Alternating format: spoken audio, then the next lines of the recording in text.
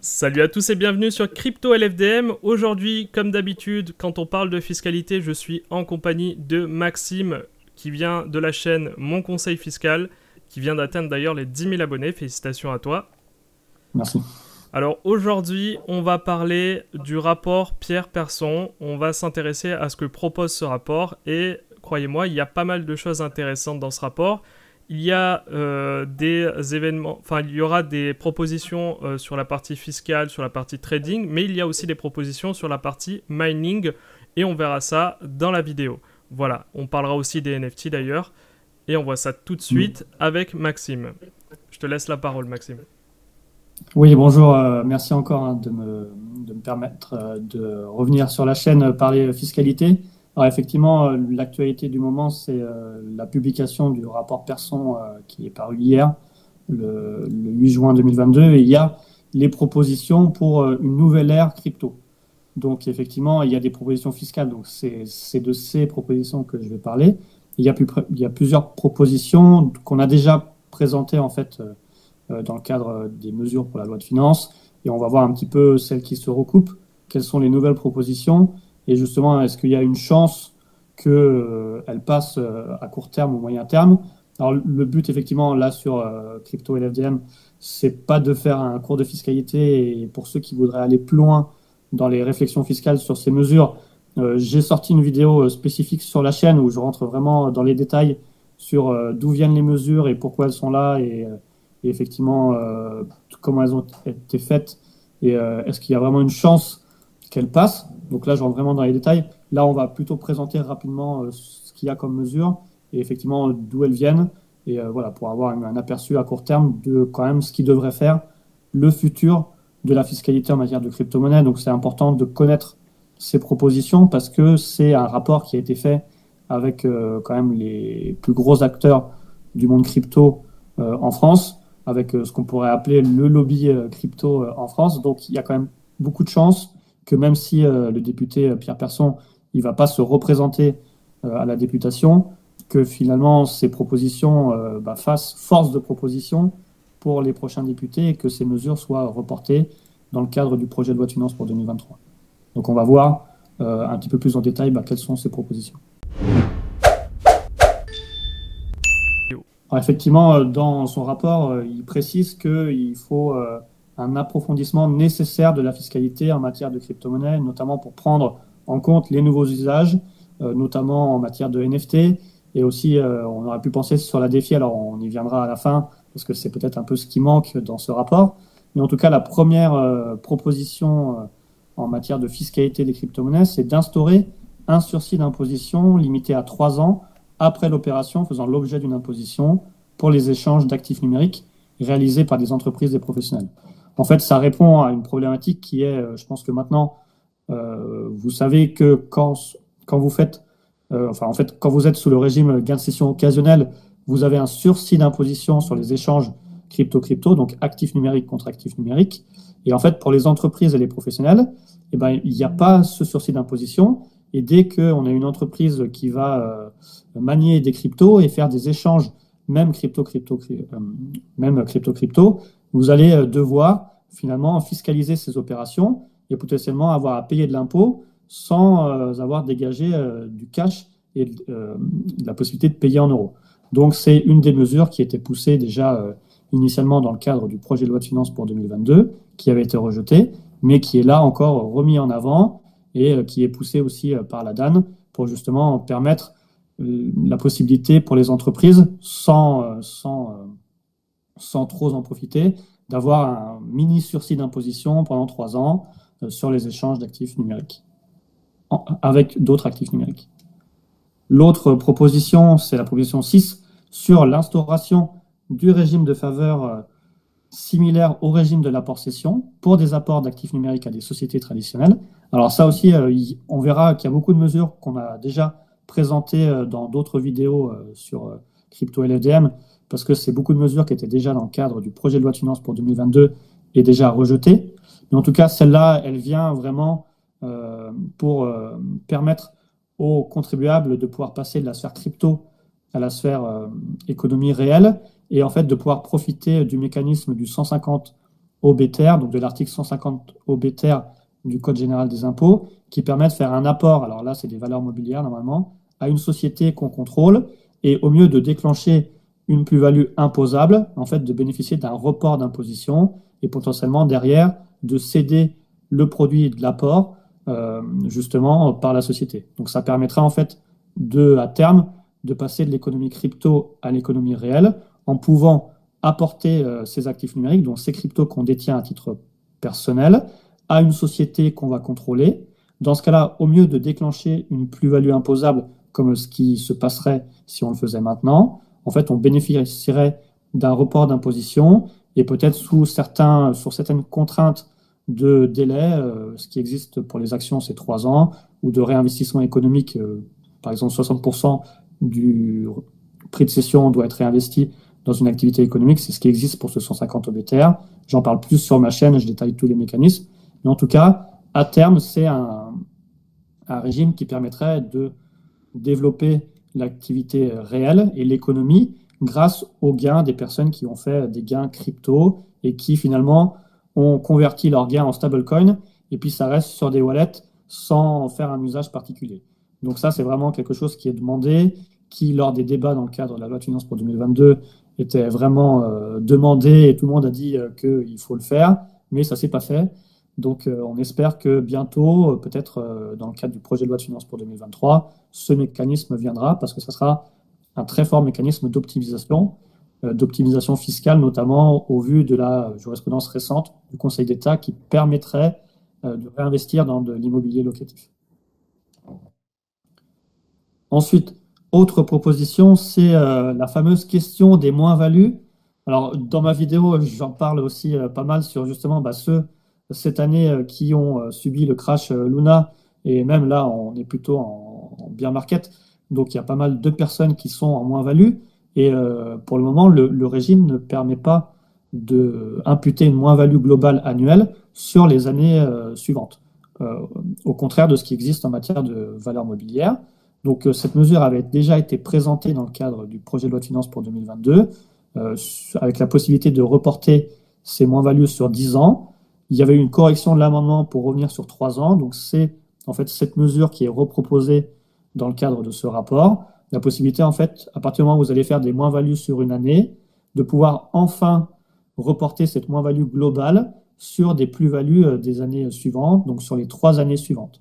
Après, sur cette mesure, effectivement, c'est ce que tout le monde demande en pratique, de pouvoir imputer ces moins-values sur une année sur les plus-values suivantes, sauf que au niveau du gouvernement et le rapporteur général au budget, Laurent Saint-Martin, dans le cadre des débats parlementaires et aussi dans ce rapport de décembre 2021 sur la mission d'information sur le développement des cryptoactifs, avait bien précisé que, en fait, le régime crypto en France est déjà un très bon régime, puisqu'il y a ce fameux régime de sursis d'imposition sur les échanges crypto-crypto, et que finalement, si on devait permettre l'imputation des moins-values et le report des moins-values sur des années suivantes, ça entraînerait finalement une remise en cause de ce sursis d'imposition. Donc cette possibilité peut-être de proposition ne serait peut-être pas celle qui va arriver en premier, même si au vu de ce qui s'est passé cette année et de ce qui se passe cette année, peut-être que les députés pousseront un peu plus en avant sur une modification de ce régime.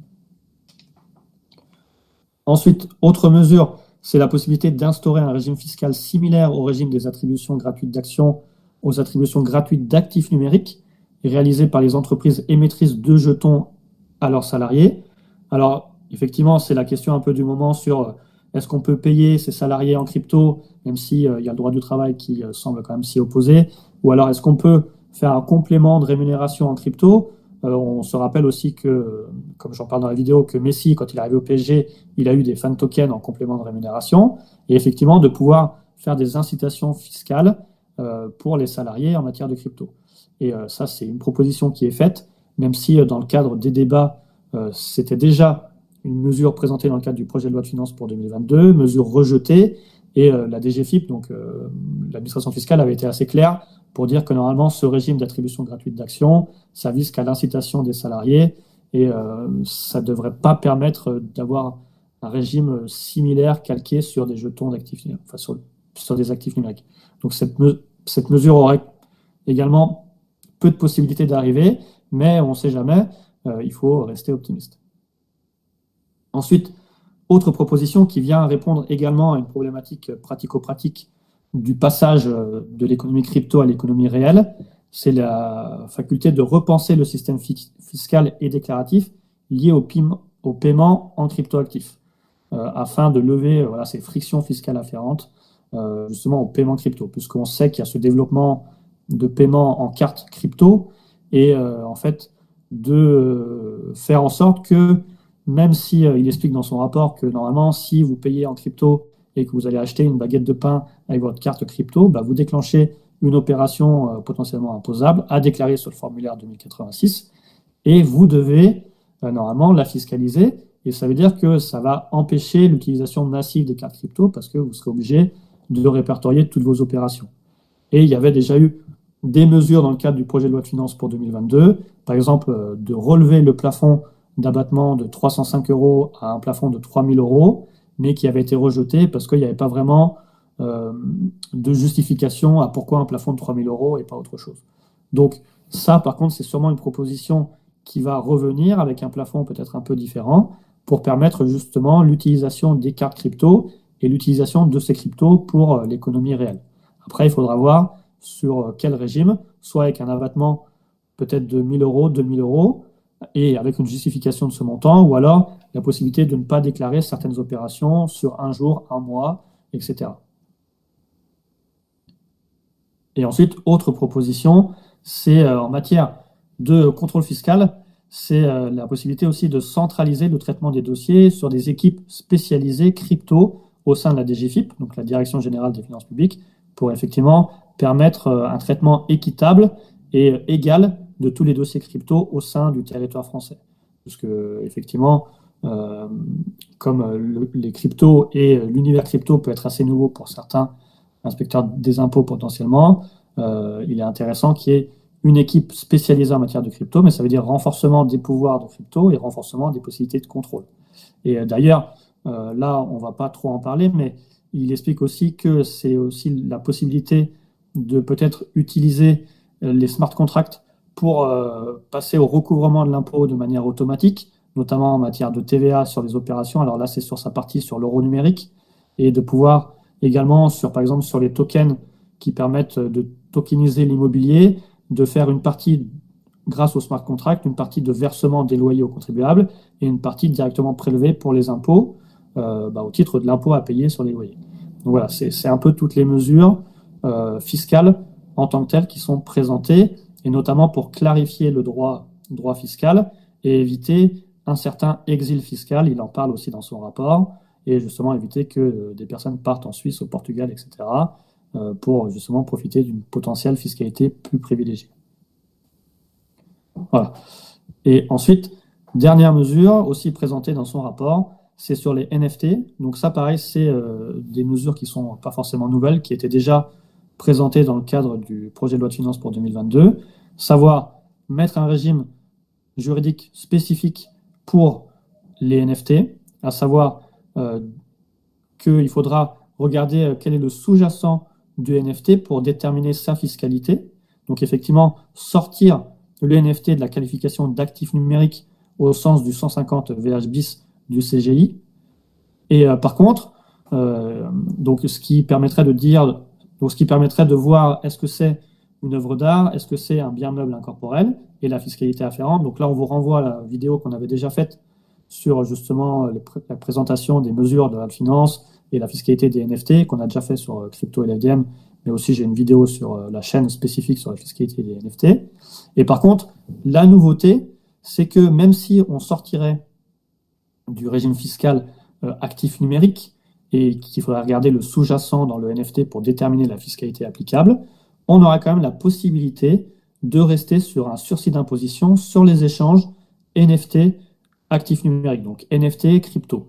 Donc en fait, on reviendrait à un échange crypto-crypto lorsqu'on sera en matière d'NFT, parce qu'il explique que finalement, il y a un lien tellement important entre un NFT et crypto qui serait incohérent de revenir sur le fait que si c'est plus un actif numérique, tous les échanges crypto contre autre chose qu'un actif numérique sont fiscalisables et entraînent potentiellement une imposition. Donc ça, c'est ce qui est nouveau, de dire que finalement, le NFT, pour sa fiscalité, on va regarder le sous-jacent pour déterminer quelle est la fiscalité applicable. Et si vous allez acheter des NFT en crypto, normalement, vous n'allez pas déclencher une plus-value du fait de l'achat d'un NFT avec vos cryptos. Et de même, lorsque vous allez convertir un NFT contre de la crypto, vous serez toujours dans le cadre d'un sursis d'imposition. Donc ça, c'est quelque chose de nouveau et qui est salutaire pour ceux qui sont dans l'univers des NFT, parce que vous aurez toujours un sursis d'imposition sur les échanges crypto-NFT ou NFT-crypto. Après, sur la question échange NFT-NFT, il y a peut-être encore quelque chose à dire, mais en tout cas, c'est ce qui sera normalement le futur de la fiscalité en matière de NFT, parce que là, il y aura un besoin de clarifier au niveau juridique et fiscal ces questions-là. Voilà. Donc ça, c'est tous les points importants qui sont présentés. Après, effectivement, j'en parle un petit peu j'en parle beaucoup même dans la vidéo.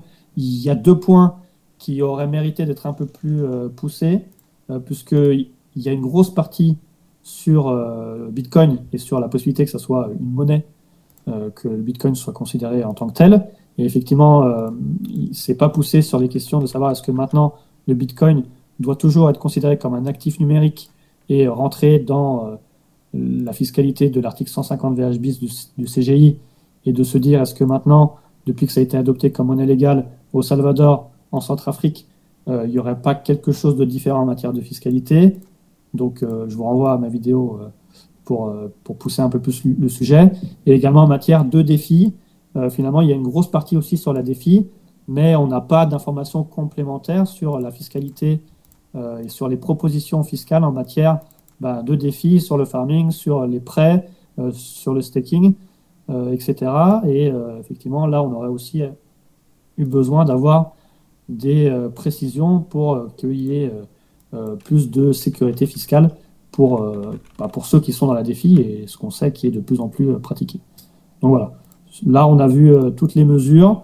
On voit que la plupart des mesures, c'est déjà des mesures qui étaient déjà présentées dans le cadre du projet de loi de finances pour 2022, des mesures qui ont déjà été rejetées en septembre-octobre 2022, mais qui reviendront sûrement dans le cadre du projet de loi de finances pour 2023, et qui, si elles sont adoptées, feront le futur de la fiscalité des crypto-monnaies à partir de 2023. En tout cas, on l'espère. Alors, je te remercie, Maxime. Maintenant, j'aimerais parler de 2 propositions phares pour nous, les mineurs.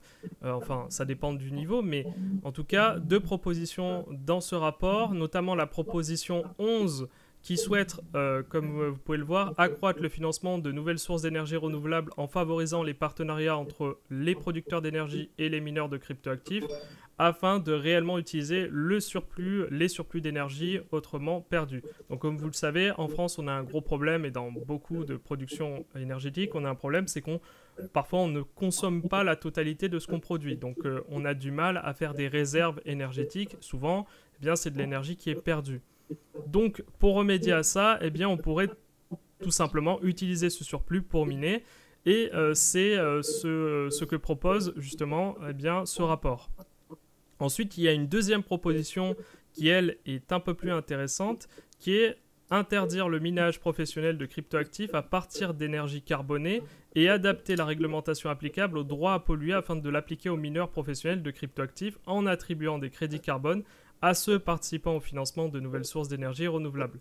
Donc cela veut dire que les personnes qui auraient des fermes qui utiliseraient des énergies non carbonées, alors je ne sais pas si le nucléaire entre dans les énergies non carbonées, mais normalement le nucléaire, ce n'est pas censé dégager d'émissions de CO2, donc potentiellement ça peut rentrer là-dedans, et donc le fait d'utiliser ces énergies non carbonées octroierait à l'entreprise des crédits carbone qu'il pourrait très bien revendre sur le marché. Et donc, ça permettrait d'inciter les mineurs à utiliser des énergies renouvelables. Voilà, donc là, ces 2 propositions phares qui suivent sont très importantes, et je pense qu'ils pourront donner un coup de fouet au mining et redonner une bonne image aussi eh bien, au mining qui jusqu'alors avait une image assez péjorative, une image de pollueur, alors que on a une image de pollueur, alors que depuis 2019, 76% de l'énergie qui est utilisée pour miner provient d'énergie renouvelable. Et ça ne cesse de croître. Ce qui veut dire que en termes de pollution, on n'est pas ultra présent non plus. Ce qui veut dire quand même qu'on tend à utiliser de plus en plus des énergies renouvelables et des énergies non carbonées, comme par exemple le nucléaire. Voilà.